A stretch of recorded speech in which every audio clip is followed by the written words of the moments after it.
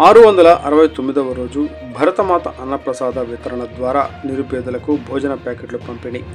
Today TV ప్రతినిధి దుగ్గి నాగేశ్వరరావు.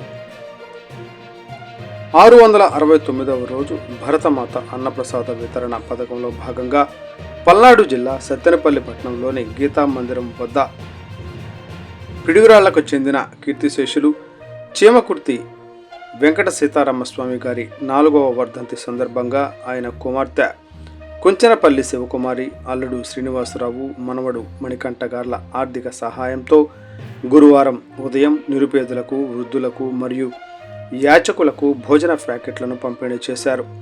ప్రతిరోజు ఈ పథకంలో సేవలు అందించే కుంచెనపల్లి శ్రీనివాసరావు ఈ సేవా కార్యక్రమాల్లో దాతగా నిలిచారు. ఈ సందర్భంగా భరతమాత అన్నప్రసాద వితరణ పథకం రూపశిల్పి మరియు సీనియర్ న్యాయవాది దివ్వేల శ్రీనివాసరావు మాట్లాడుతూ, ఈనాటి దాతలకు మరి వారి కుటుంబ సభ్యులకు మరియు నారాయణ నగర సంకీర్తన టీం వారికి మరియు గీతా మందిరం కమిటీ వారికి హృదయపూర్వక ధన్యవాదాలు తెలిపారు.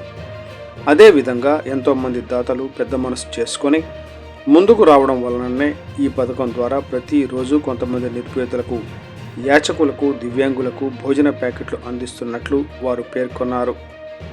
మానవ సేవయే మాధవ సేవ. ప్రతి ఒక్కరూ మానవ సేవకు సిద్ధపడాలని, తద్వారా ఆ భగవంతుని ప్రసన్నం చేసుకోవచ్చని ఆయన పేర్కొన్నారు. ఈ కార్యక్రమానికి ముందుకు తీసుకువెళ్తున్న ప్రతి ఒక్కరికి ఆయన ప్రత్యేక కృతజ్ఞతలు తెలిపారు.